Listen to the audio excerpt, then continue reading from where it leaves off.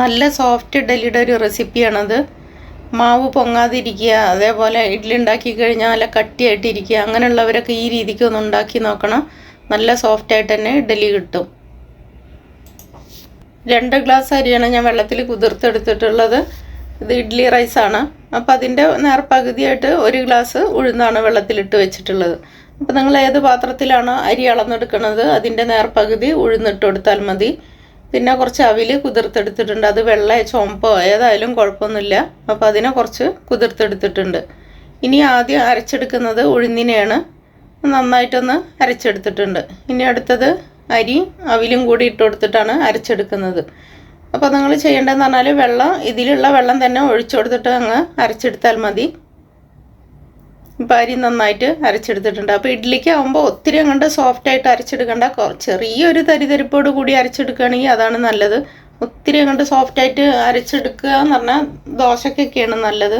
ഇഡ്ഡലിക്ക് ആകുമ്പോൾ കുറച്ച് തരിതരിപ്പ് വേണം. അപ്പോൾ അരച്ചെടുത്തിട്ട് ഞാനിതിൽ കുറച്ച് ഉപ്പും കൂടി ഇട്ട് കൊടുത്തിട്ടുണ്ട്.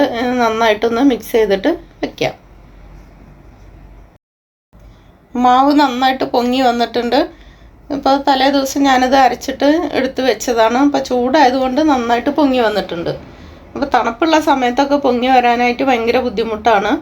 അപ്പോൾ ഇഡ്ഡലി ഉണ്ടാക്കി കഴിഞ്ഞാലും റെഡി ആവില്ല. അപ്പോൾ തലേ ദിവസം തന്നെ വെള്ളം നന്നായി തിളപ്പിച്ചിട്ട് അടച്ച് വെക്കുക. എന്നിട്ട് അതിൻ്റെ മുകളിൽ ഈ മാവിനെ കയറ്റി വയ്ക്കാം. അപ്പോൾ കാലത്തേക്ക് നന്നായിട്ട് പൊങ്ങി വരികയാണെങ്കിൽ ഇഡ്ഡലി ഉണ്ടാക്കാം.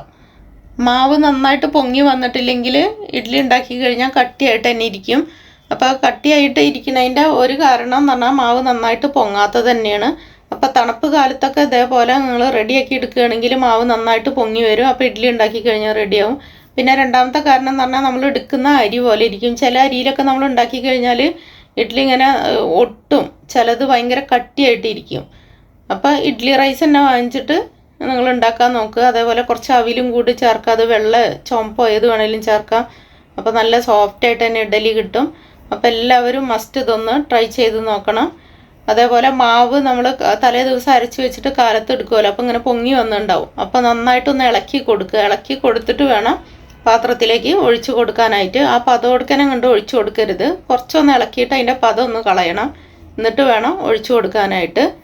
അപ്പോൾ എല്ലാവരും മസ്റ്റ് ഈ രീതിക്ക് ഒന്ന് ഉണ്ടാക്കി നോക്കണം.